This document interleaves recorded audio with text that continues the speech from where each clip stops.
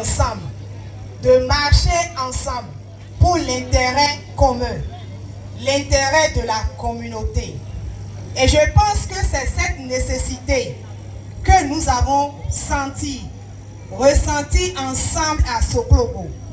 C'est certainement pour cela que nous avons décidé de nous retrouver, de faire cette première fête de l'identité de Soklobo, oui.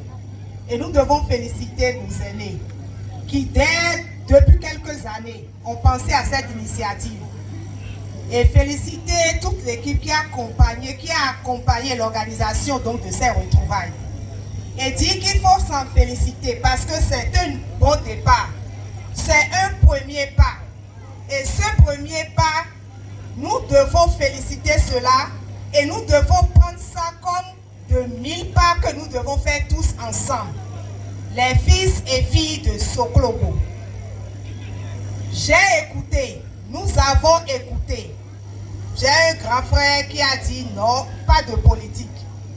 J'ai écouté mon jeune frère représentant des jeunes, je ne sais pas quel est son nom, qui a dit que c'est une organisation apolitique. C'est très bien. J'ai entendu que Soklobo doit être reconstruit. Mais la reconstruction d'un pays, la construction d'une communauté, la construction d'une zone, la réhabilitation d'une zone relève toujours d'une politique. Et c'est la politique qui détermine tout. Et je voudrais lancer cet appel à Soklobo. Que c'est vrai, depuis des années, des décennies, nous tenons le même discours. Nous voulons tout faire de façon apolitique. Arrêtons cela. Tout est déterminé par la politique. La seule chose que nous pouvons dire entre nous, nous n'allons forcer personne à aller en politique ou à suivre qui que ce soit.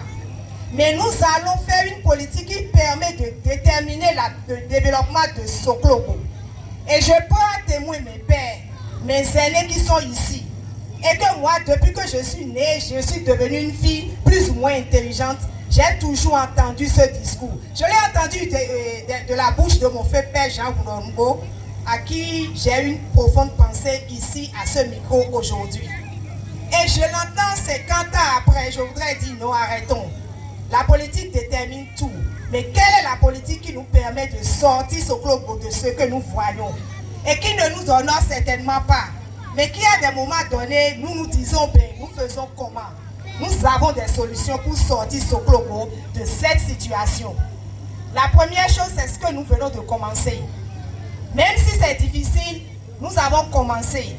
Et certains qui ne se voyaient pas, ne se parlaient pas, se sont vus, sont restés ensemble pour organiser cette fête.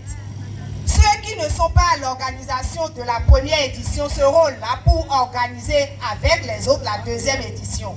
Nous nous mettons ensemble pour organiser 3e, 4e, 5e, jusqu'à organiser peut-être la 50e édition. C'est ce que nous allons faire. Et c'est à cela que je nous appelle tous. Chacun doit jouer sa partition, sans faire de calcul. Sans se dire je suis tel, je ne suis pas tel, on m'a appelé, on ne m'a pas appelé. Pourquoi c'est tel qui a amené telle chose? Nous allons arrêter. Tous ceux qui peuvent aider pour le développement de Soklobo sont la bienvenue. Qu'ils soient de Soklobo, qu'ils soient de Awaya, qu'ils soient de Panouya, qu'ils soient de Akofodjoule, de Dassa, même de Savalou, etc. Tout le monde doit venir. Et c'est à cela que je voudrais vous appeler et nous appeler.